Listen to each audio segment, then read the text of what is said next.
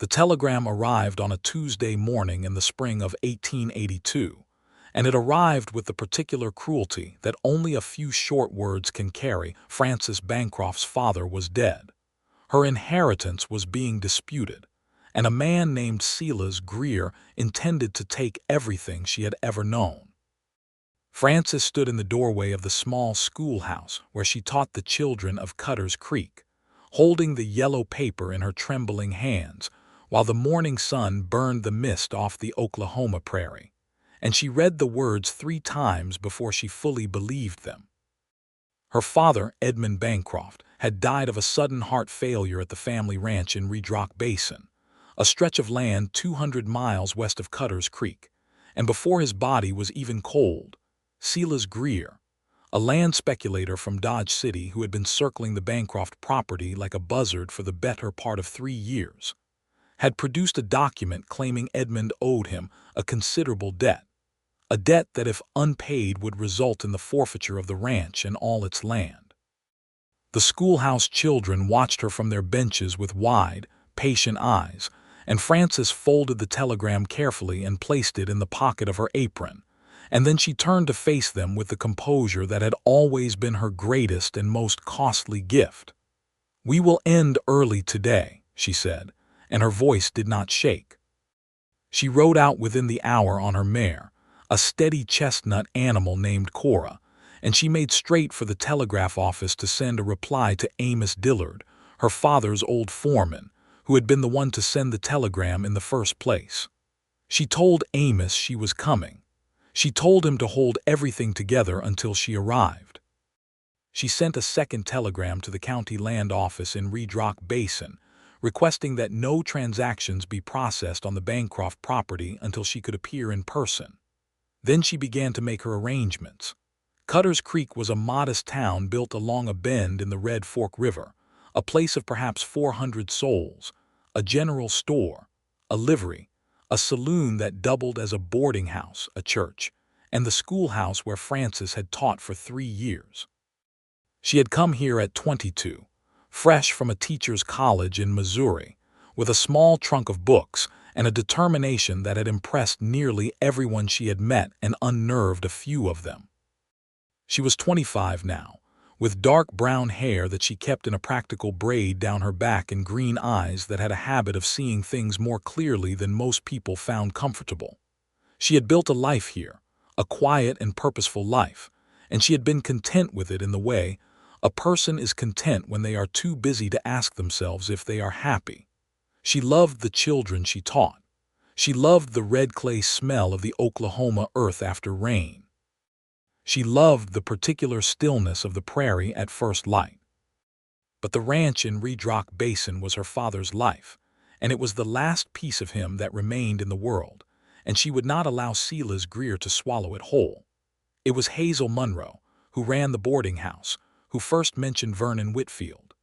"You are not riding 200 miles of open country alone," Hazel said flatly, setting a cup of coffee in front of Frances with the authority of a woman who had lived through enough hard winters to know when someone needed to be told the plain truth. "Not in this season, not with the weather turning the way it is." "I have ridden that road before," Frances said. "You have ridden it in summer with your father," Hazel replied. "This is April, Frances, and the sky has had a look about it for 3 days that I do not care for one bit. And there is the matter of Greer's men." Frances looked up sharply. "What do you mean, Greer's men?" "I mean that Silas Greer is not the kind of man who files papers and waits politely for the law to do his work. He is the kind of man who sends people ahead to make sure the outcome is already settled by the time anyone official arrives." Hazel sat down across from her. "You need someone who knows that country and who knows how to handle trouble if it comes. And you are going to tell me that Vernon Whitfield is that person," Frances said. "He is the best there is," Hazel said simply. "He came through here 6 months ago and he has been staying on at the Rafter Tea, helping Doc Tillman with his horses. He knows the Western Territory better than anyone. He served as a scout for the cavalry before that business with the Apache went wrong, and he has been doing guide work and courier runs ever since. He is honest, he is capable, and he is not working for Silas Greer." Frances pressed her lips together. She did not especially want company on this journey.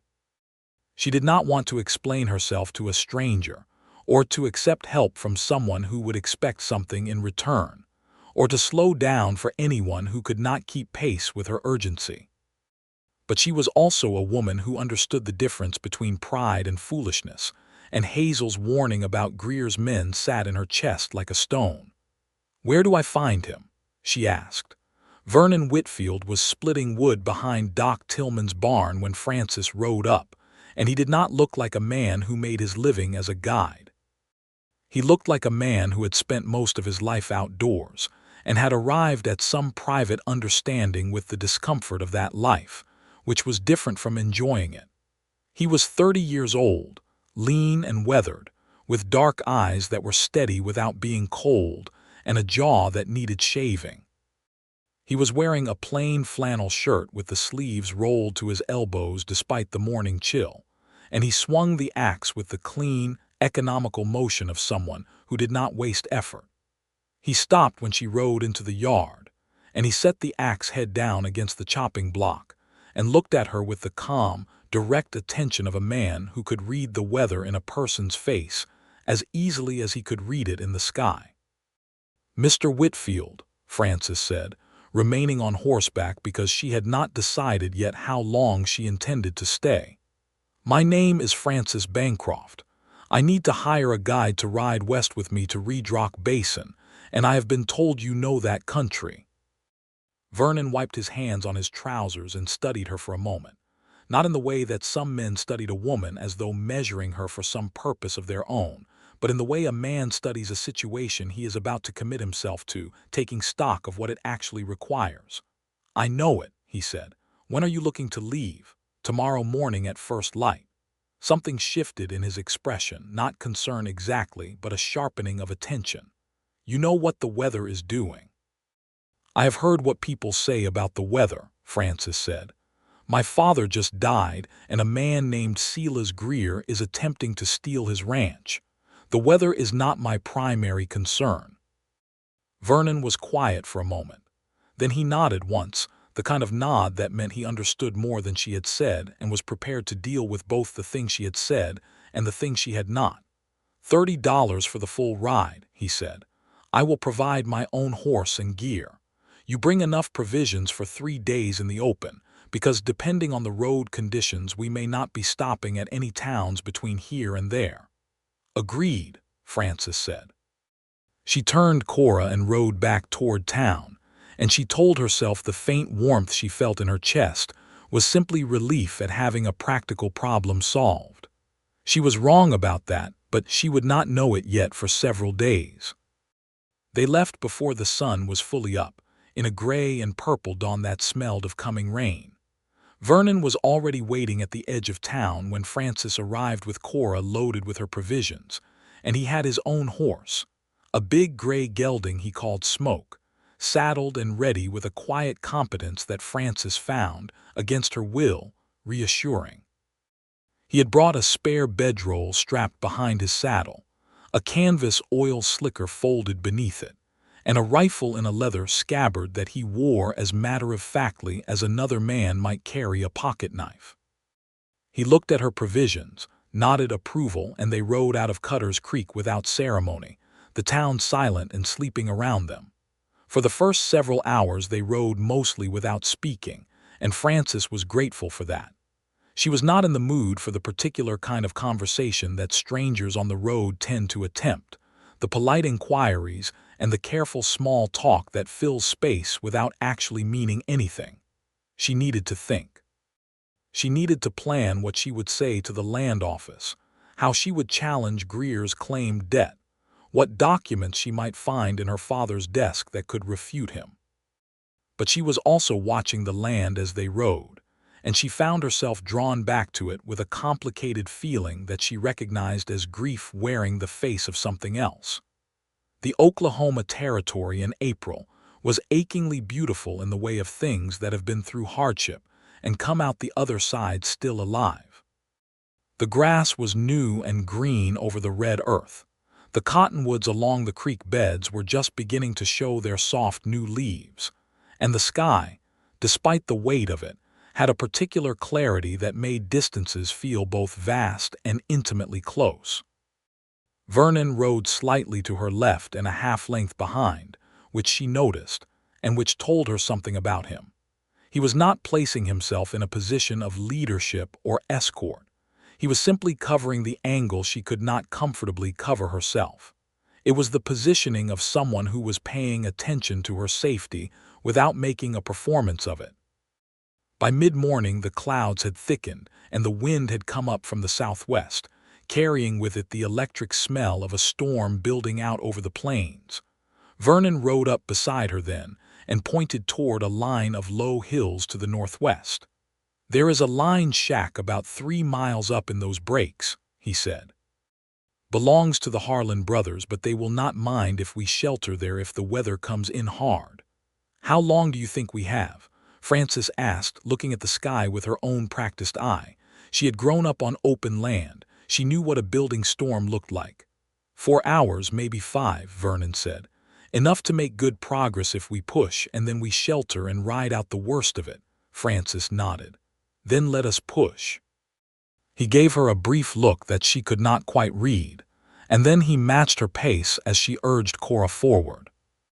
They covered good ground that morning, moving through a landscape that opened and rolled before them in long, golden waves, broken here and there by the dark cuts of dry creek beds and the occasional twisted forms of post oaks clinging to the windward sides of hills. Frances watched everything as she rode, the movement of the grass, the way the horses were holding their ears, the color at the horizon, the instinctive inventory of a woman who had spent her childhood on open land before she had gone away to be educated and returned to it as a visitor in someone else's life. She had not realized until this moment how much she had missed it. "You grew up in this country," Vernon said, and it was not quite a question. He had been watching the way she was watching the land. "On my father's ranch, yes," Frances said. "I left at 17 for Missouri, came back to Oklahoma 3 years ago, but to Cutter's Creek, not the Basin." "Why Cutter's Creek?" he asked. "If you could teach anywhere." She considered the question. "Because it was far enough from the ranch that I was making my own way, but close enough that the sky looked right." He was quiet for a moment after that, and then he said, "I know exactly what you mean." "Where did you grow up?" she asked, and was a little surprised to find she actually wanted to know. "Kansas, mostly. A little north of here as the crow flies. My father had a farm, but the land was poor and he was poorer. I took to ranging when I was 18, and I have not stayed anywhere longer than a season since." "Do you ever want to?" Frances asked. He looked at her then, and there was something in his expression that was carefully neutral, the look of a man who has considered a question many times and has stopped letting the weight of his real answer show in his face. "Sometimes," he said, "more lately than before." Frances let that sit.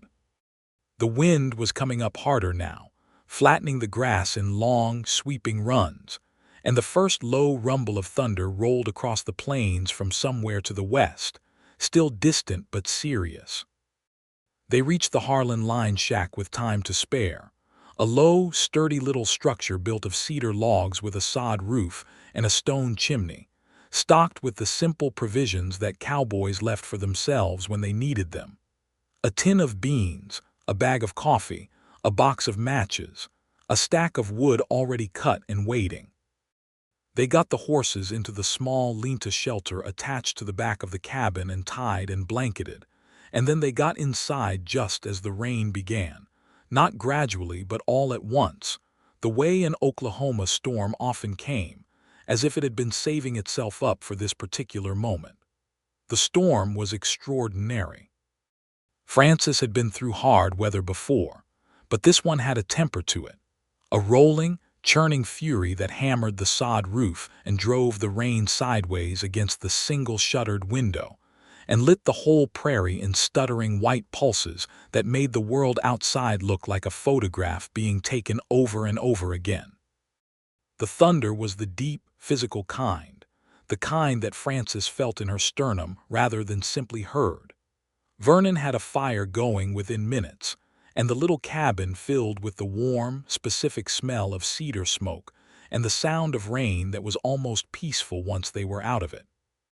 He heated the beans and made coffee with the quiet efficiency that Frances was beginning to understand was simply his nature. He was a man who dealt with whatever was in front of him without editorializing about it. They sat across from each other at the small, rough table and ate, and outside the storm threw itself against the world with spectacular enthusiasm. "Tell me about Silas Greer," Vernon said, not prying but practical, the way he had been about everything so far. Frances set down her fork. "He is a man who collects other people's misfortunes," she said. "He has been buying up distressed properties through the Western Territory for 6 or 7 years. He finds men who are struggling, lends them money at terms that cannot be honored, and when they cannot pay, he takes what they have. He did it to the Coburn family over in Clay County, and the Delaney brothers near Kingfisher, and half a dozen others besides." "Your father borrowed from him?" Vernon asked, his voice neutral, no judgment in it. "My father was ill for 2 years before he died," Frances said, and the words cost her something. She could hear it in herself, a tightening beneath the evenness. The herd was smaller, the seasons had been dry, and there was a stretch last autumn where he needed money for feed and for the doctor. "I did not know he had gone to Greer. He would not have wanted me to worry." She paused. "He would not have wanted me to come running home, either. He knew I had built something in Cutter's Creek, and he was proud of it." Vernon was watching her with those steady, dark eyes of his, and she felt, with mild irritation, that he was seeing more than she intended to show. "He sounds like a man worth fighting for," Vernon said quietly. Frances looked away, out the shuttered window where the lightning was still working at the sky. "He was the best man I ever knew," she said, and that was all she said, but the grief was there in those 9 words, bright and private and complete, and Vernon did not push past it, which she appreciated more than she knew how to express. "Do you have the original deed?" he asked instead, steering them back to practicalities with a consideration that she recognized as a kind of gentleness. "In my father's desk at the ranch," she said. "Amos Dillard has been keeping the house locked, but Greer is going to push. I need to get there before he can do anything that cannot be undone." "Then we will get there," Vernon said simply, and he poured more coffee into her tin cup, and the storm shouted and shoved against the little cabin, and the fire crackled between them with a warmth that was more than just the fire. The storm blew itself out by midnight, and they were riding again in the gray, washed clarity of pre-dawn, the whole prairie smelling of wet earth and new grass. The sky swept clean and enormous above them, full of the kind of stars that only appear when the air has been thoroughly rinsed. Frances felt the grief still sitting heavy in her chest, but she also felt something else, something she could not quite name yet, a aliveness that had crept in while she was not looking, an awareness of the specific quality of the air, the sound of the horse's hooves on the softened ground, the way Vernon Whitfield rode beside her with an ease so natural that she had already stopped noticing it consciously and had simply begun to rely on it. That second day they covered ground quickly. The country changed as they moved westward, the rolling grasslands giving way to more broken terrain, clay hills and cedar breaks, and the long red-walled draws that cut through the landscape like old wounds. They stopped at noon at a spring that Vernon knew, a small, steady seep in the shade of a limestone overhang where the water was cold and clear, and they watered the horses and rested in the shade while a red-tailed hawk worked the thermals above the cedar ridge. Frances pulled off her riding gloves and splashed water on her face, and when she straightened up, she found Vernon watching her with an expression that he composed into something more neutral when he saw she had noticed, but not quite fast enough. She decided not to remark on it. "You said you did scout work for the cavalry," she said instead, settling herself on a flat rock near the spring while the horses drank. "What happened?" "If it is not something you would rather not say." He was quiet for a moment, looking up at the hawk, and she thought he might decline to answer. "In 1879 I was scouting for a patrol out of Fort Reno," he said at last, his voice even but carrying something beneath the evenness, the kind of weight that comes from having had to carry something for a long time. We were tracking a small group of Cheyenne who had left the reservation, not armed, not raiding, just trying to get back to their home territory in the north. They were hungry and tired, and there were women and children among them. I told the lieutenant we should let them go, that they were no threat, that forcing them back to the reservation at gunpoint was— He stopped. That it was wrong. He disagreed. I left the scouting work after that. Frances looked at him. You could have lost your wages, your reputation. Yes, he said. You left anyway. Yes, he said again, and there was no pride in his voice, just the flat simplicity of someone describing a thing that had never felt like a choice. Frances thought about that for a moment, about what it said about a man that he would walk away from his livelihood rather than participate in something he believed to be wrong. She thought about the thousands of small injustices she had seen and quietly set aside because the cost of speaking against them had seemed too high, and she felt, not for the first time that day, a respect for Vernon Whitfield that had a different quality from the practical appreciation she had started with. The people who lost their land to Greer, she said. The Coburns, the Delaneys, were any of them able to fight it? The Coburns tried. The document Greer had was real. Elias Coburn signed it. But the terms were buried in language that no farmer could have understood without a lawyer, and they had no lawyer. The land office processed it without question. He looked at her. Do you have access to a lawyer? My father's old friend, Thomas Rafferty, practices in Redrock Basin, Frances said. He is the one I am hoping to reach before Greer has the transaction processed. If I can get to the ranch, get the original deed, and get it to Thomas, we may be able to challenge the debt document on its terms. Then that is the plan, Vernon said, and something in his tone told her he had already been turning the problem over in his mind, and had arrived at the same conclusion independently. They rode on through the afternoon, and the conversation between them came and went naturally, the way conversation does between people who have spent time outdoors together, and who have stopped trying to fill silence with words, and have begun simply to exist in the same space, talking when something is worth saying and letting the rest go.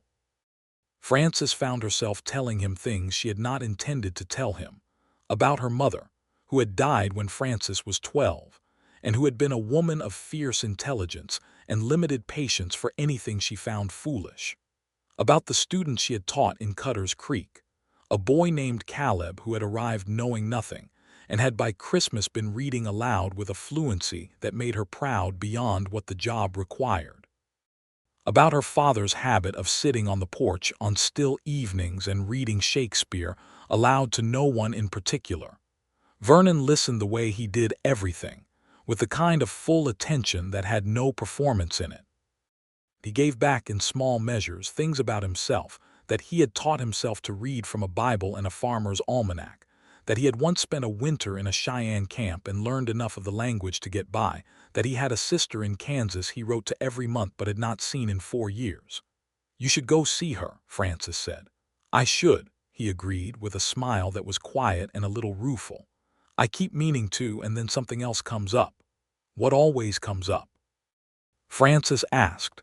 He looked at her sideways, and there was something in the look that she felt more than saw. Usually someone needs getting somewhere, he said. I have never been able to walk past a person who needed getting somewhere. It was the evening of the second day, camped beside a dry creek bed under a sky full of stars, so thick they seemed to press down close, that things shifted between them in a way that Frances could no longer pretend she was not aware of. They had eaten, and the horses were picketed, and the fire was burning low, and Frances had been sitting with her knees drawn up, staring into the coals and thinking about her father, and she must have made some sound without meaning to, some small, involuntary sound of grief, because Vernon was beside her suddenly, not touching her but close enough that she could feel the warmth of him in the cool night air. I am sorry about your father, he said, and the simplicity of it, the complete lack of anything practiced or formulaic in it, was what undid her. She cried then. She had not let herself cry since the telegram arrived, had been holding it back with both hands because she had been afraid that if she started she would not be practical enough, and she needed to be practical because there was so much at stake. But here, beside this low fire in the middle of the Oklahoma territory, with nothing but the stars and the sound of the horses and this quiet, steady man beside her, she cried for her father. She cried for the 2 years she had not been there while he was sick. She cried for every letter she had written instead of riding home to see him in person, every delay and substitution and reasonable excuse she had made. She cried until the grief was not gone but had changed shape, the way a storm changes shape after it has passed, still present in the air but no longer tearing at everything it touched. Vernon said nothing while she cried. He simply stayed, a steady, unhurried presence beside her, and at some point, without either of them making a decision about it, his hand was over hers on the ground between them, large and warm and completely without demand. When Frances finally composed herself and wiped her face with the back of her wrist, she did not move her hand. "You have been carrying that for 2 days," he said. "Yes," she said. "You can put it down sometimes," he said. "You will still be able to pick it up when you need it." She looked at him, his face lit by the dying fire, the angles of it honest and unguarded in the way that faces sometimes are when people have been outside for a long time and have run out of the energy to maintain careful expressions.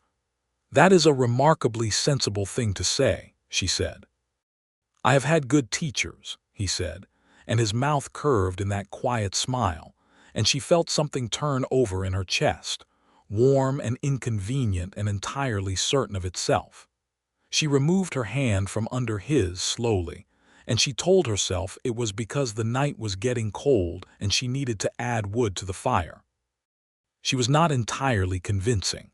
On the morning of the third day, the trouble arrived. They were perhaps 20 miles from Red Rock Basin, moving through a broken country of cedar and sandstone, when Vernon pulled Smoke up short and held up a hand. Frances stopped Cora and listened, and after a moment she heard what he had heard: hoofbeats, more than 2 horses, moving up behind them on the trail at a pace that had purpose in it. Vernon looked at her with calm, assessing eyes. "Move off the trail," he said quietly, "into the cedars now." They moved without argument, Frances following his lead into the thick screen of cedar that lined the trail, and they waited, the horses still and patient beneath them in the way of well-trained animals, and within 2 minutes 3 men came up the trail at a trot. Frances recognized one of them. She had seen him twice in Red Rock Basin, at the land office and once at the general store, a heavy man with a red beard and a flat-brimmed hat who worked for Silas Greer. His name was Hollis Crane, and he was the kind of man who did what he was paid to do and asked no questions about whether it was right. "Greer's men," she murmured. Vernon nodded, his eyes tracking the 3 riders until they had passed and disappeared around the next bend in the trail. "They are ahead of us now," he said. "They are going to the ranch," Frances said, "to make sure nothing gets in Greer's way before the land office processing." "Then we need to get there first," Vernon said, "or fast enough." He looked at her. "Do you trust that horse to run?" "Cora can run," Frances said flatly. "Then we go cross-country," he said.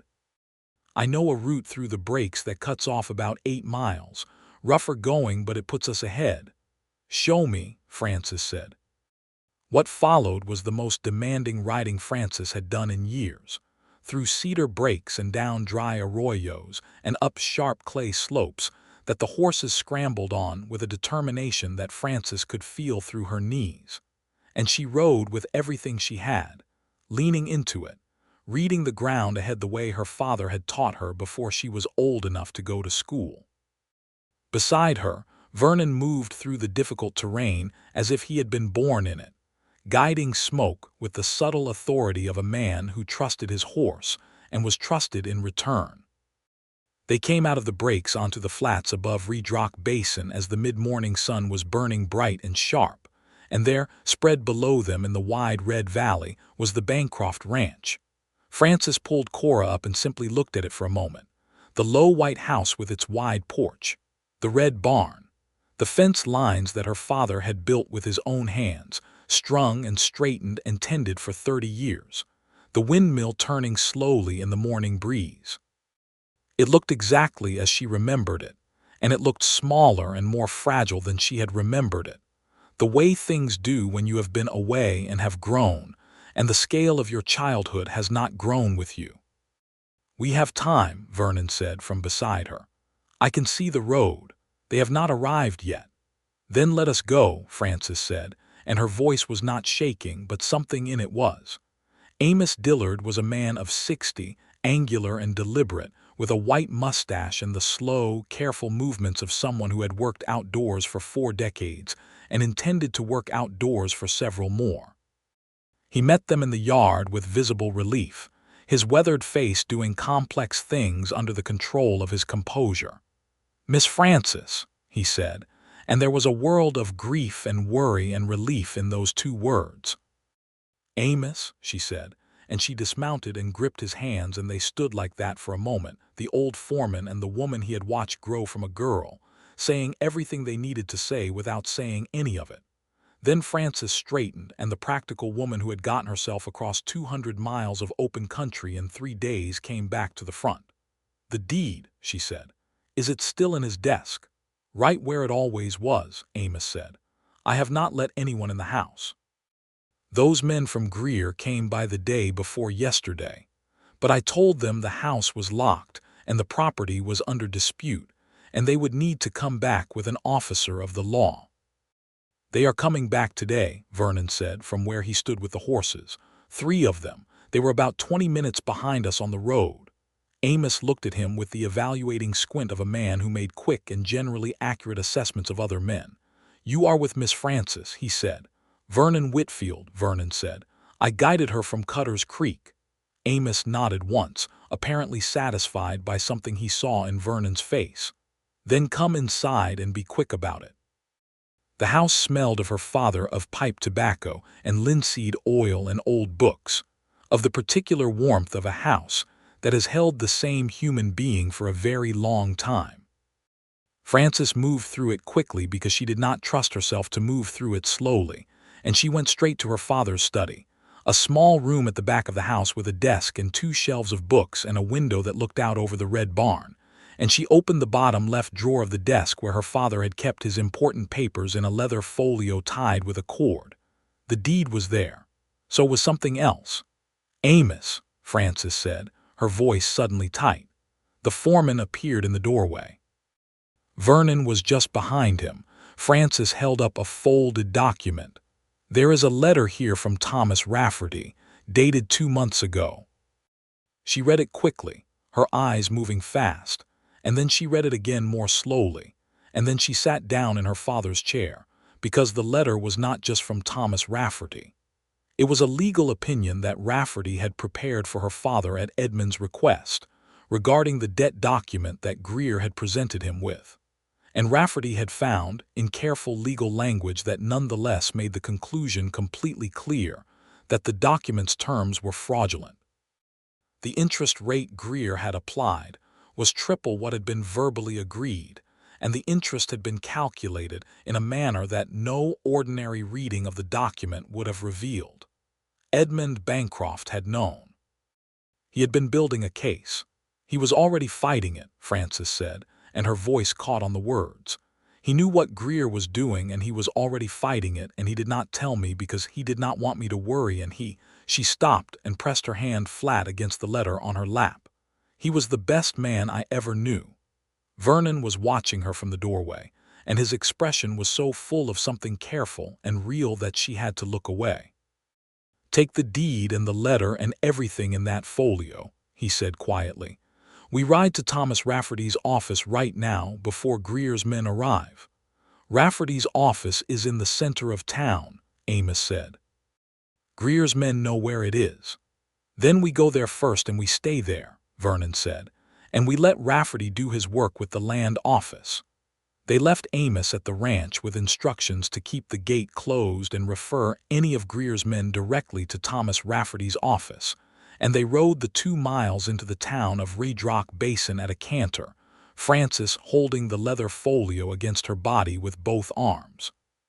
Thomas Rafferty was a small, precise man of 55 who wore his reading glasses on his nose at all times whether he needed them or not, and who, when he saw Frances Bancroft walk into his office with a folder of papers and a look in her eyes that would have made a lesser man step back, rose from his chair immediately. "I have been hoping you would come," he said. "I was not sure the telegram reached you in time." "It reached me," Frances said. "I found your letter to my father." Rafferty's expression shifted: grief, respect, a kind of lawyerly determination. "Your father was a thorough man and a smart one," he said. "He was building an excellent case. We have what we need." The next 2 hours were the most concentrated and purposeful Frances had ever spent. Rafferty went over the documents with her and Vernon both, explaining the specific fraudulent mechanisms in Greer's debt document. And then he sent his clerk running to the land office with a formal notice of legal dispute that stopped any pending transaction on the Bancroft property dead in its tracks. Hollis Crane and the other 2 men from Greer arrived at Rafferty's office 45 minutes later, and Rafferty met them at his door with the precise, unhurried calm of a man who has the law fully on his side and knows it. "The Bancroft property transaction has been halted pending a fraud investigation," Rafferty told them, with the measured politeness of someone explaining an inconvenience to people he does not particularly respect. "If Mr. Greer wishes to contest this, he is welcome to present himself and his documentation before the district court. I would welcome the opportunity to present ours." Hollis Crane was a man who operated on the basis of intimidation, and in the face of something that could not be intimidated, a lawyer with paperwork and a clean conscience, he had nothing to work with. He left. The other 2 men followed. Frances let out a breath she had been holding, it seemed, for 3 days. She turned and found Vernon standing a few feet behind her, watching her with that same careful, full expression, and she felt the warmth in her chest again, fuller now, undeniable now, and she thought about his hand over hers in the dark beside the low fire, and about the way he had said you can put it down sometimes, and about the way he had ridden through those cedar breaks beside her without hesitation or complaint or anything but steady, capable partnership. "Thank you," she said, and she meant it for all of it, for every mile, every storm, every moment of quiet steadiness. "You did the hard work," he said. "I just rode alongside." "You rode alongside very well," she said, and something in the way she said it made color come into his face, which she found she liked very much. Thomas Rafferty, who had the social instincts of a man who had observed people in crisis for 30 years, suddenly remembered something urgent he needed to discuss with his clerk in the back room. Frances and Vernon stood in the office doorway in the morning sun, and Frances was very aware of how close he was, and how she did not move away from it. "What will you do now?" he asked. "After this is settled?" Frances looked down at the folio in her hands. "I do not know yet," she said honestly. "The ranch needs someone running it. Amos is good, but he is 60 and he has been doing it alone, and it is too much for one man. The house needs a person in it. It has been empty too long." She looked up. "And Cutter's Creek has children who need a teacher, and I made promises there that I intend to honor." 200 miles is a long way," Vernon said carefully. "Yes," Frances agreed. "It is." A silence fell between them that had weight to it, not uncomfortable but full of things being considered and measured.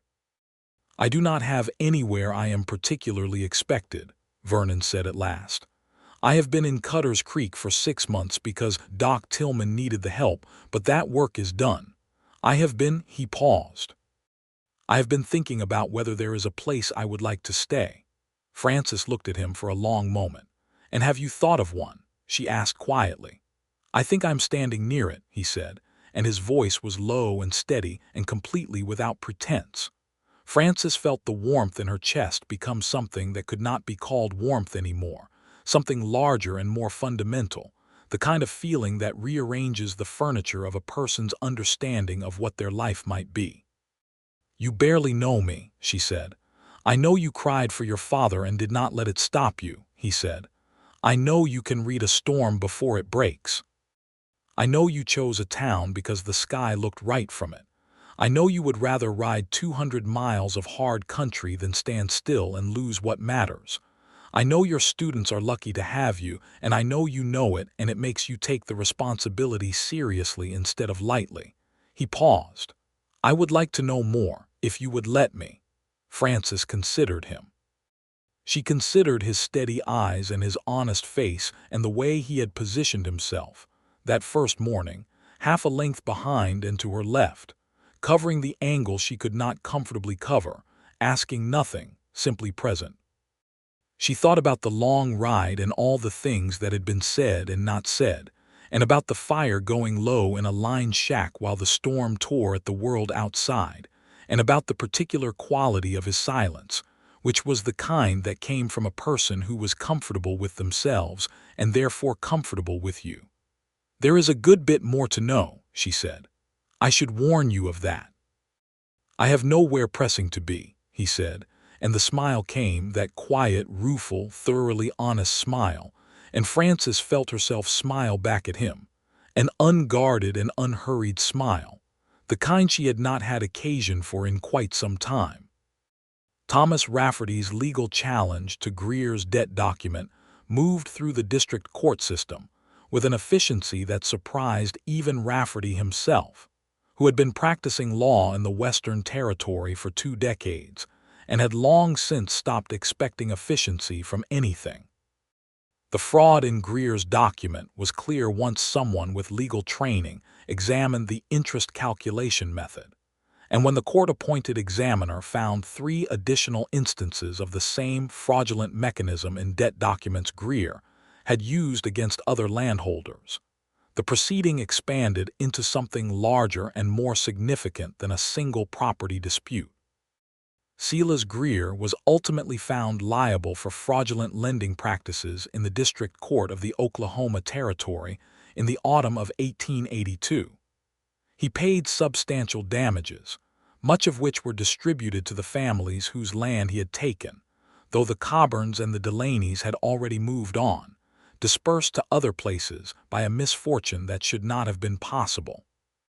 Thomas Rafferty wrote their letters and sent their settlements and could not fully fix what had been broken, and he said so, and Frances thought about that for a long time afterward, about the way that legal vindication and genuine repair were not always the same thing.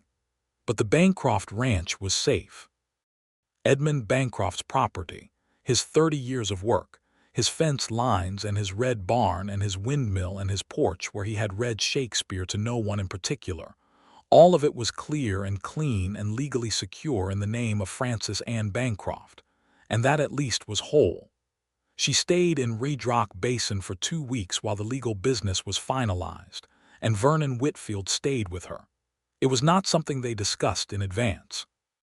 He simply did not leave, and she did not ask him to, and after the first few days it seemed so natural that to discuss it would have been to make it strange.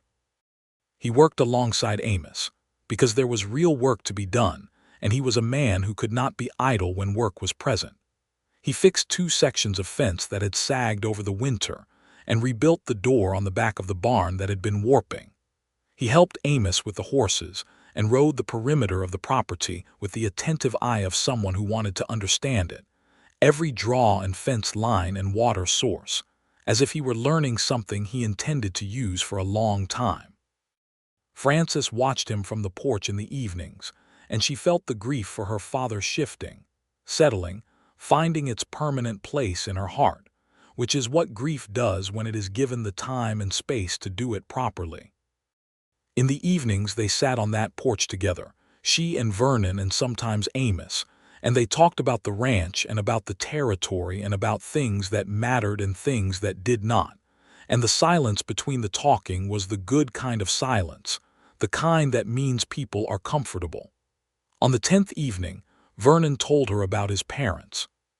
His father had been a hard man, not cruel but ground down by a poverty that had no exit and a land that yielded little, and Vernon had left home at 18 partly from necessity and partly because he had understood even then that he would become his father if he stayed, Not the hardness exactly, but the resignation, the slow diminishment of possibility.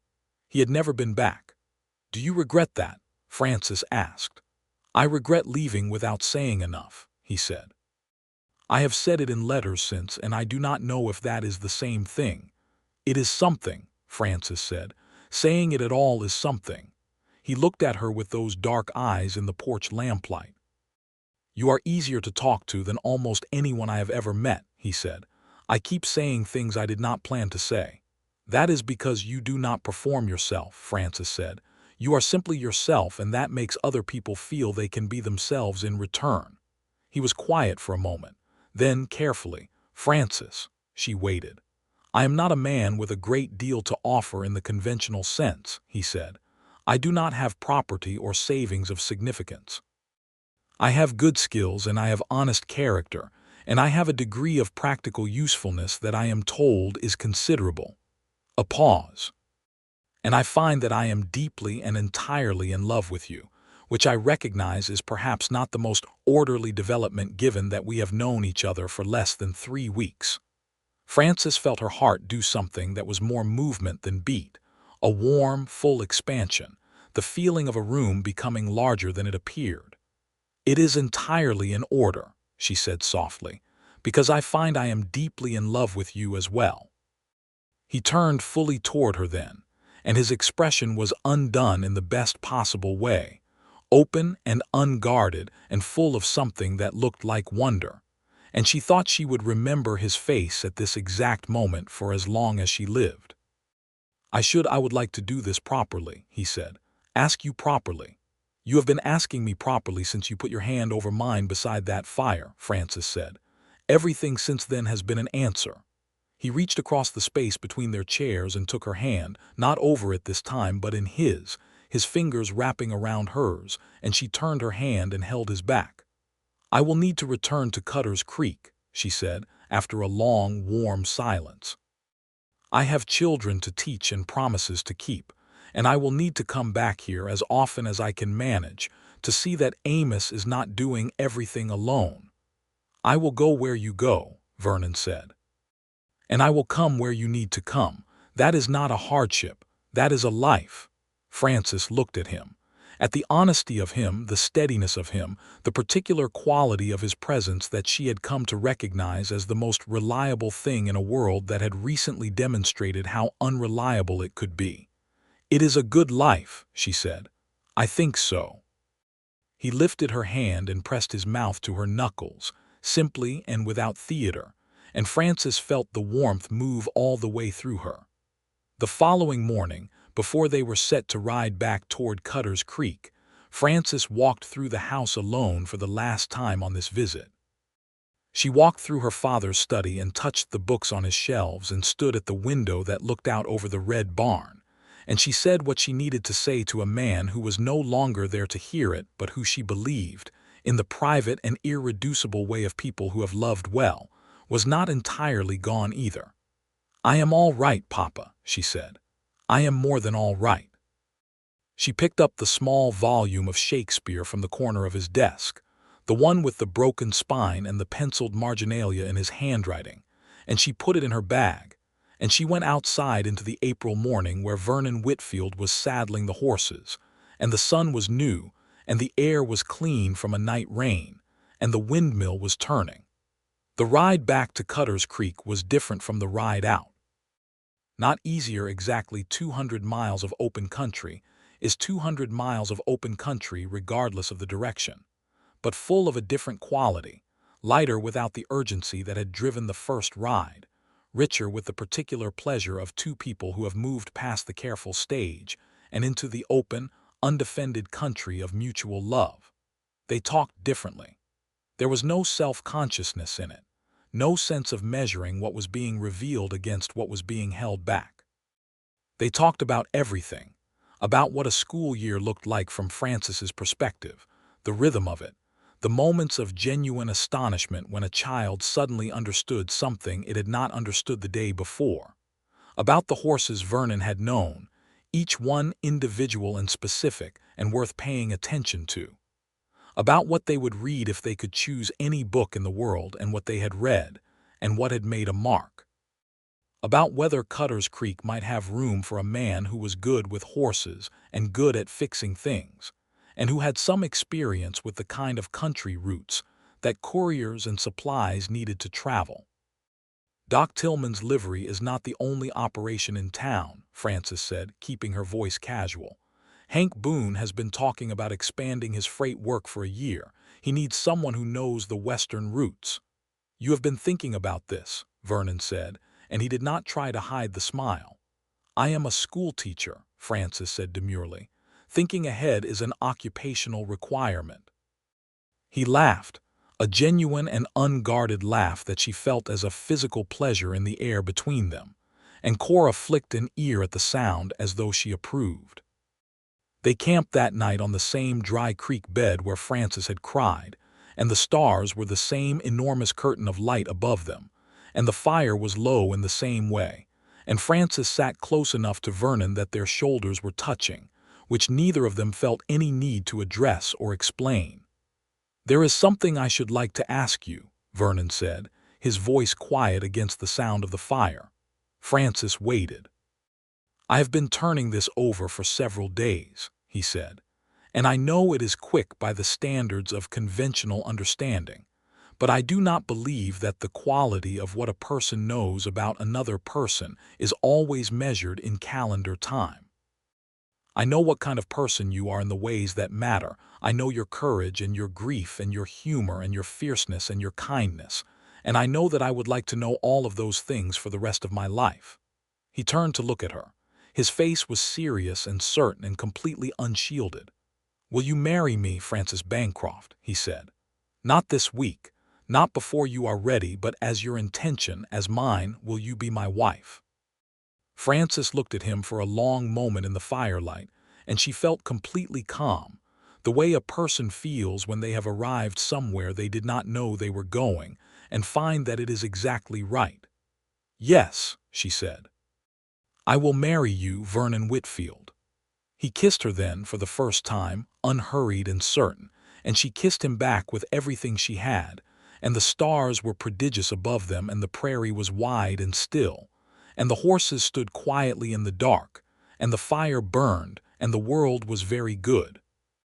They arrived back in Cutter's Creek on a Saturday afternoon in late April, dusty and trail-worn, and arriving with the particular satisfaction of people who have done something real and have come back changed in the best possible way. Hazel Munro was on her porch when they rode up the main street, and she took one look at the two of them riding side by side with the specific ease of people who have already found their arrangement with each other, and she folded her arms and smiled with the satisfied expression of a woman who had known exactly what she was doing when she suggested the match. I see you found your way there and back, she said. And some things besides, Vernon said pleasantly, swinging down from smoke with the easy motion of a man who has just completed a journey he is glad of. Hazel looked at Frances. The ranch is safe, Frances said. Greer has been checked. And I have some news of a personal nature, which I will share with you over supper if you have room at your table. I always have room at my table, Hazel said, and her expression was warm and knowing, and she ushered them both in as if they were returning family, which, in the specific and real way of small communities built by people who choose each other, was perhaps not entirely wrong. Frances was back at the schoolhouse by Monday morning, and the children received her with the matter-of-fact relief of young people whose reliable thing had returned to its proper place.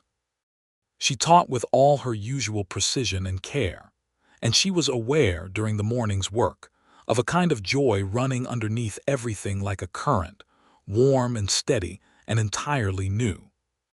Vernon went to see Hank Boone that same Monday, and Hank, who had indeed been looking for someone who knew the western routes and who had, additionally, been told by 3 separate people before noon that Vernon Whitfield was exactly the kind of man Hank should want on his payroll, hired him within the first quarter hour of their conversation.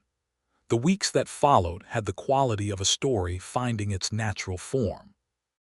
Vernon settled into Cutter's Creek with the same unhurried, practical ease with which he had settled into everything else, making himself useful without making himself conspicuous, getting to know the rhythms of the town and the people in it with the patient attention he gave to everything. He was well liked quickly, not because he sought it, but because people who are genuine tend to be recognized as such, and genuine people in a working community were worth their weight in gold. He and Frances had supper together most evenings, at Hazel's table or at the small house Frances rented on the eastern edge of town, and they read to each other. Her father's Shakespeare, Dickens, whatever Frances had going for the schoolroom, and they talked about the freight routes and the students and the news from the territory, and it was domestic and warm and full of substance, and it was very clearly the foundation of something built to last. Vernon had ridden out to the Bancroft ranch twice in those weeks, once to check on Amos and the spring work, and once to bring back a load of his father's tools that Amos had asked to have sent, and each time Frances had stood at the edge of town and watched him go, and felt the particular quality of love that knows a person is coming back. He always came back. In June of 1882, on a warm Saturday morning, Frances Bancroft and Vernon Whitfield were married in the small whitewashed church at the center of Cutter's Creek, with Reverend Cole officiating and Hazel Munro standing up for Frances and Doc Tillman standing up for Vernon, and every one of Frances's students sitting in the pews in their best clothes with the solemn, enormous-eyed attention of children who understand they are witnessing something significant. Frances wore her best dress, which was a deep blue wool that she had bought in Missouri years ago and had worn only twice before, and she wore her hair down, which she almost never did, and she carried a small bunch of the wild pink prairie roses that Vernon had gotten up before dawn to cut from the drawer behind the livery, which she did not know he had done until he handed them to her in the churchyard, and the expression on her face when she took them made him look, for just a moment, like a man who had received the best news of his life. Reverend Cole married them in the simple, direct language of a man who believed that the occasion required truth more than ceremony, and when he asked if they took each other, they both said yes with the quiet conviction of people who meant it in full. They kissed in the church doorway with the sun pouring in and the congregation applauding with the enthusiastic sincerity of a town that was happy for two of its own, and Frances was laughing when he pulled back, and Vernon was looking at her like she was the most remarkable thing he had ever seen, which she was. Amos Dillard rode in from Redrock Basin for the wedding, a journey that had cost him 4 days round trip, and that he treated as an absolute matter of course, and he shook Vernon's hand with the gravity of a man transferring a serious responsibility, and then embraced Frances with the careful tenderness of someone aware of his own weathered roughness. "Your father would have been very pleased," Amos said into the top of her head. "I know," Frances said. "The summer of 1882 was a good one." Frances taught through the spring term and planned the fall, and Vernon ran Hank Boone's Western freight routes with a reliability that earned him increasing trust and a partnership offer by August. The ranch at Redrock Basin was running well under Amos's management, and Frances rode out to it twice with Vernon during the summer, and each time she walked through the house she felt the grief less as absence and more as presence, her father's warmth embedded in the walls and the shelves, and the porch where the evenings were long and golden, and full of the sounds of horses and wind. On a September evening on that porch, with the last of the summer holding in the air and the stars beginning to come in early over the basin, Frances told Vernon that she was expecting their first child. Vernon sat entirely still for a moment with the expression of a man who has just been handed something so large he needs a moment to get his arms around it, and then he reached across and took her hands in his, both of them, and held them against his chest. "Are you well?" he asked first, because that was always the first thing for him. "I am very well," she said. He nodded once, and then his face did something she had only seen it do twice before, during the most unguarded moments of their early days together. It opened completely, every layer of practical composure peeled back, the man inside fully visible, full of joy and love and the particular tenderness of someone who understands precisely what they have been given. "I am going to be someone's father," he said, very quietly, as if saying it softly was a way of protecting it from disruption. "You are going to be an extraordinary father," Frances said. He brought her hands to his mouth and held them there, and neither of them spoke for a long time, and the prairie spread out below them in the evening light, and the windmill turned, and the horses were quiet in the barn, and the world was settled and full. The Bancroft ranch came into clearer focus as a plan over the following months. Frances and Vernon talked honestly about the shape of their life, the way two practical people discuss practical things, without romance being diminished by practicality, finding instead that honest planning was its own form of love. The schoolhouse in Cutter's Creek needed her through the spring term at minimum, and she would honor that. Vernon's freight partnership with Hank Boone was building into something genuinely promising. But the ranch was land, was history, was Edmund Bancroft's life, and it was also 200 miles of open territory that Frances knew in her bones and that Vernon, she was coming to understand, had fallen for with the particular depth of a man who had been looking for a place without knowing it was what he was looking for. "We could do both," Vernon said one evening, spreading a rough map on the kitchen table of their Cutter's Creek house. "Freight runs cover the western territory. Red Rock Basin is on the western route. With a partner, the business can run routes from Cutter's Creek to the basin and back, and with Amos managing the daily operations, we need not be there every week to keep the ranch sound." "You have been planning this," Frances said. "I have been thinking about it," he said. "The same way you think about it." "The same way," she agreed, and she traced the route on the map with her finger, and it looked like a life, wide and real and entirely theirs.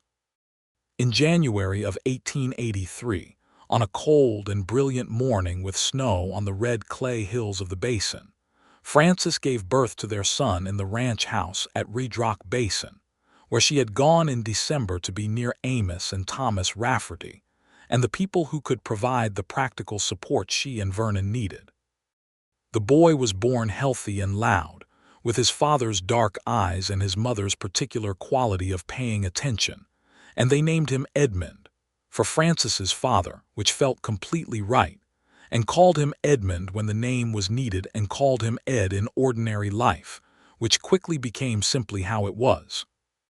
Vernon held his son for the first time in the early morning light of that January day and looked at him with an expression of such absolute, undefended wonder that Frances, lying back against the pillows with the particular exhaustion of new mothers, laughed at the sight of him. "You look terrified," she said. "I am entirely terrified," Vernon said, without looking up from his son. "And I have never been so happy in my life. I am trying to reconcile those two things." "They go together," Frances said. "That is the whole point of him." Vernon looked up at that, and his eyes were full in the way that she loved most, the way that was only hers to see, and she smiled, and he smiled back, and little Edmund made the sound of a person who has arrived and found the world acceptable, and the January sun came in across the red hills and made the snow on the window glass shine like the best thing she had ever seen.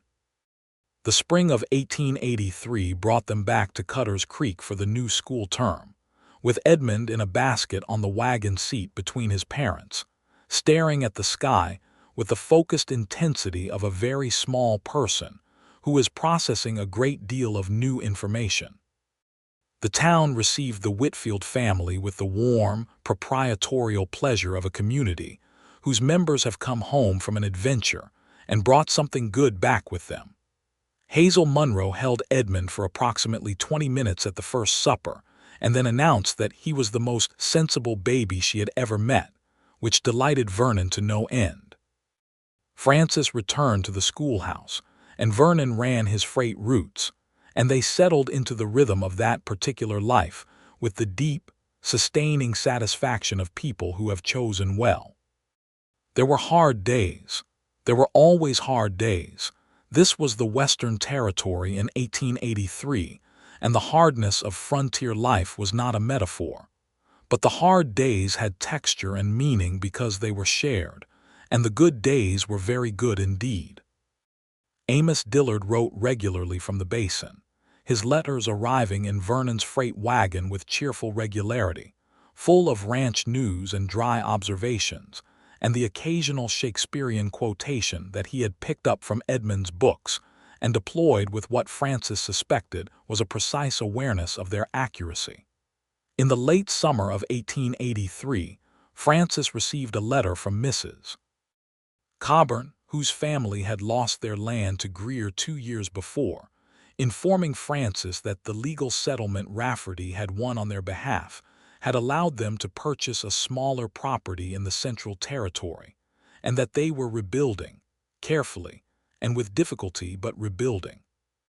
The letter thanked Frances specifically, which Frances had not expected, and which made her sit at the kitchen table for a long time thinking about the difference between justice and repair, and what it meant to participate in one, while knowing the other remained incomplete.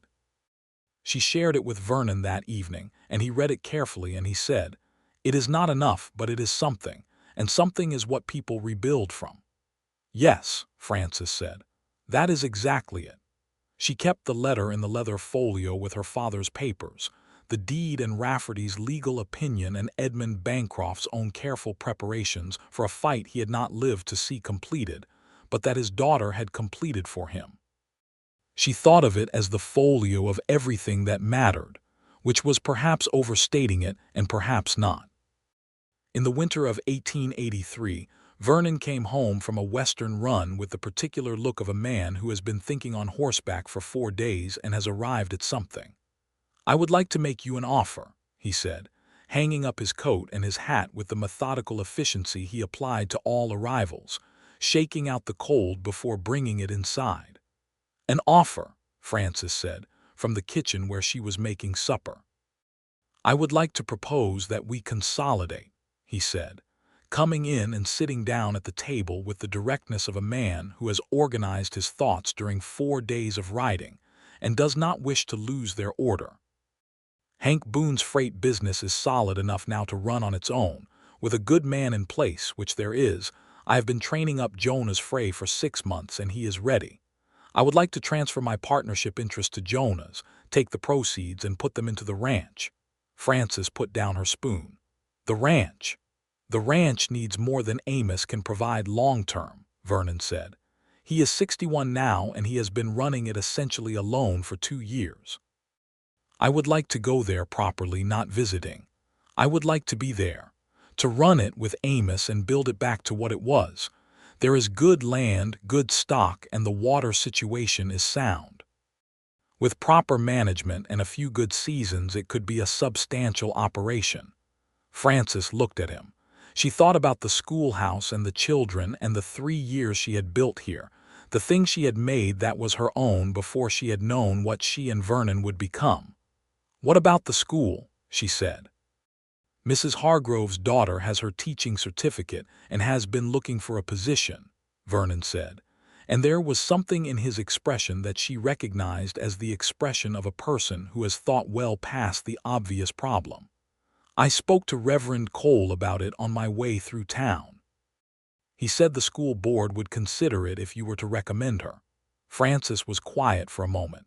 She considered the schoolhouse, the children, the way the morning light came through the east window and landed on the small desks. She considered the particular quality of that work, the specific satisfaction of it, and she measured it honestly against everything else. "Red Rock Basin has children too," she said at last. "It does," Vernon said, "and no school teacher." She looked at him. "You have thought about this for a while." "Since Edmund was born," he said. "Since I held him and looked out the window at the basin and thought about what it would mean to raise him there, with that land and that sky and those red hills." He paused.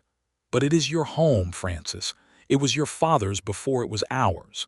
This is your decision more than mine."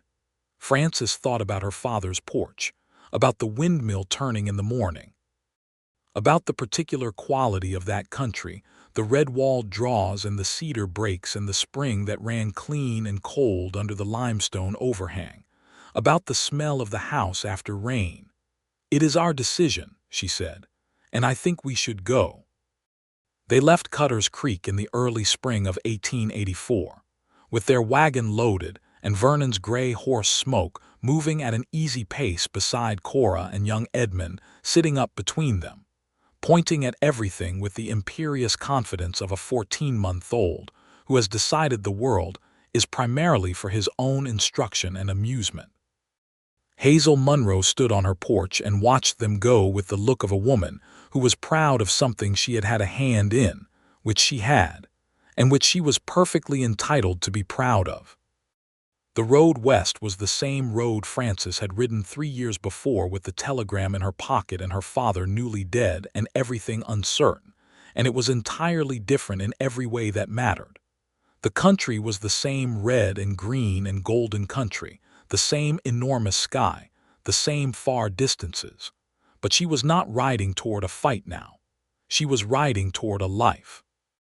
Vernon rode beside her with Edmund on his lap for the last stretch before the basin, because Edmund had decided during the afternoon that this was the arrangement he preferred, and Vernon had adjusted accordingly, holding the boy with one easy arm and managing Smoke with the other with the uncomplicated capability of a man who had long since learned to manage several things at once.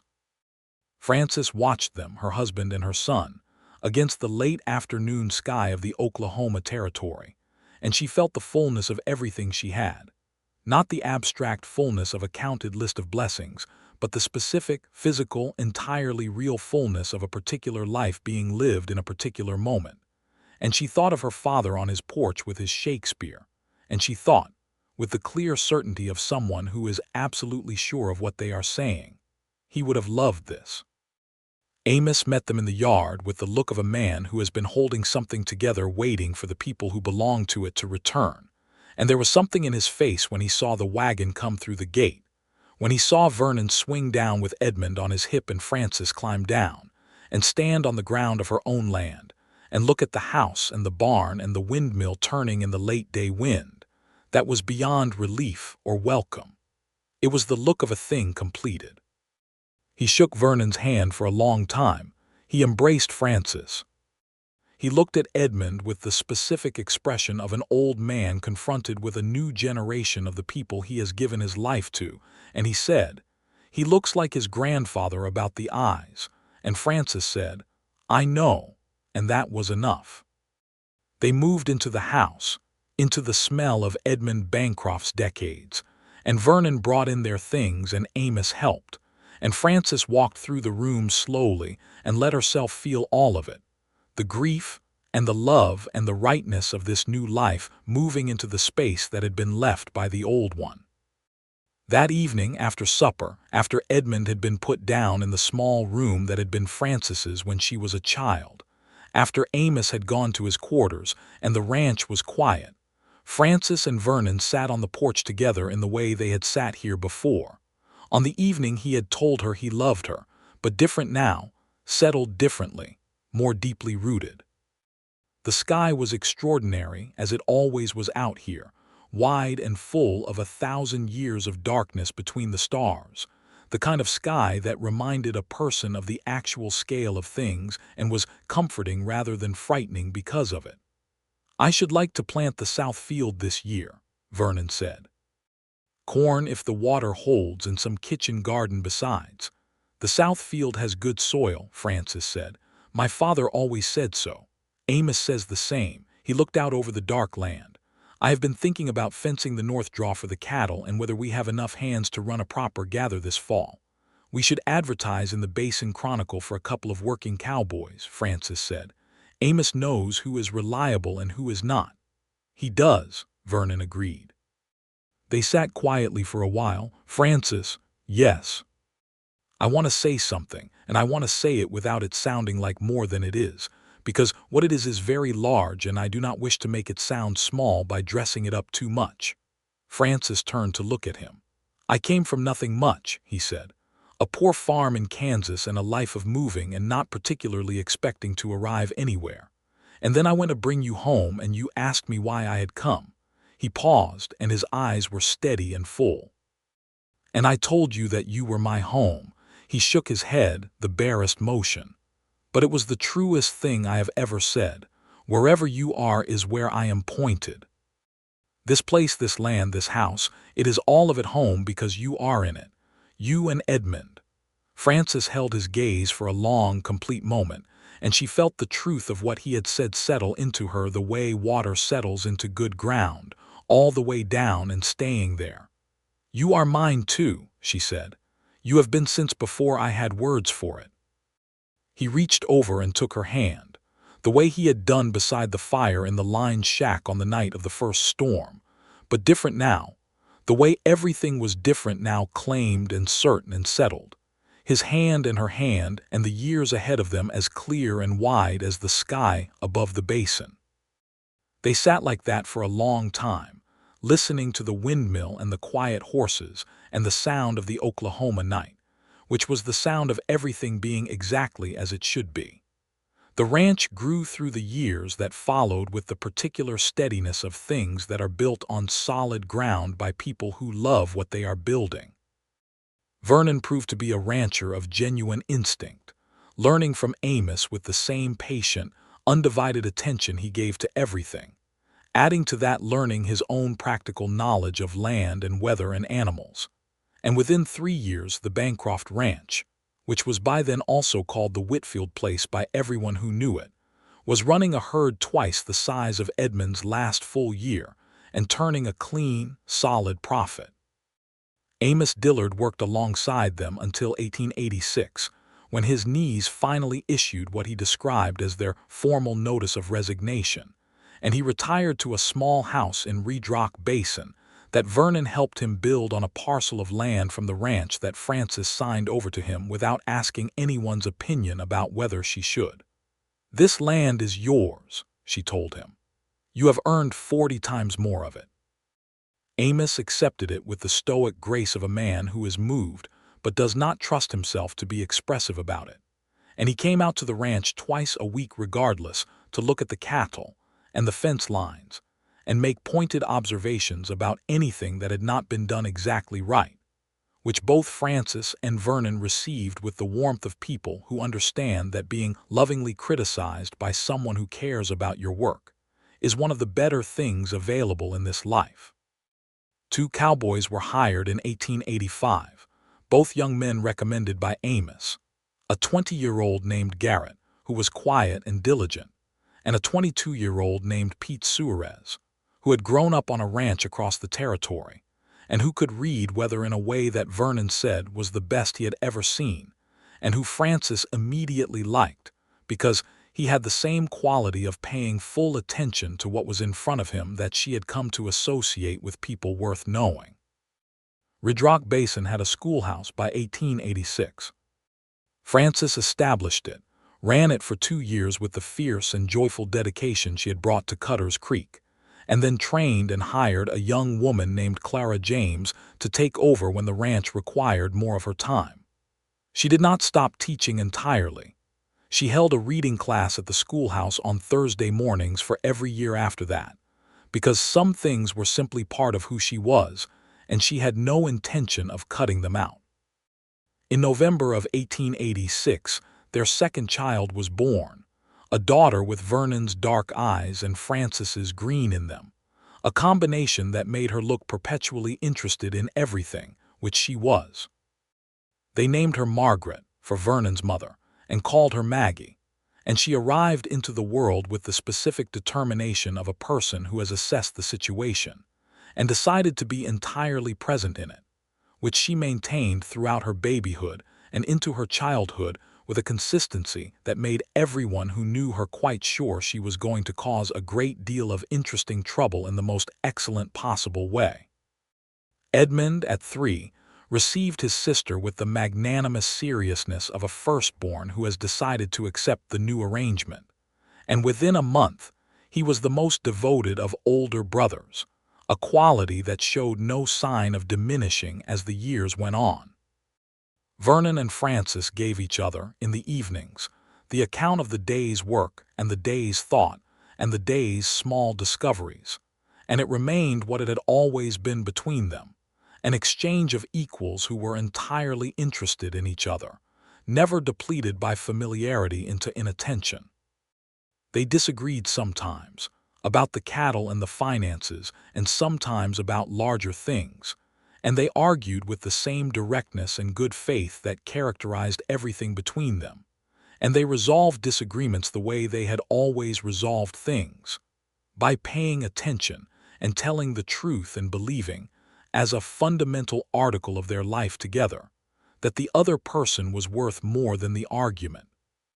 On a June evening in 1888, Frances sat on the porch with her father's Shakespeare open on her knee, the same volume she had taken from his desk that first terrible and hopeful trip, the one with his handwriting in the margins, and she read a passage aloud to no one in particular, while the evening light made the red hills across the basin glow like something lit from within. Vernon came out from the house and sat beside her, carrying 2 cups of coffee, and he handed her one and looked at the book. "What are you reading?" he asked. She turned the book so he could see. He read the passage, and then he read the note in the margin beside it in Edmund Bancroft's careful hand, for Frances when she finds her way back. Vernon looked at the note for a moment and then looked at her. "He knew you would come home," he said. "He knew me very well," Frances said.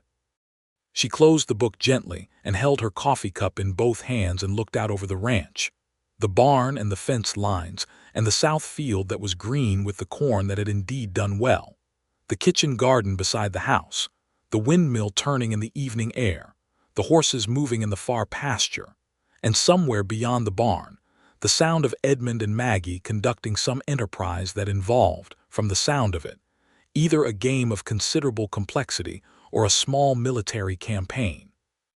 Vernon's hand came over hers on the arm of the chair, and she turned her hand over and held his, the way she had been holding his hand for 6 years now, with the ease and completeness of something that had become as natural as breathing, as necessary and unremarkable and essential.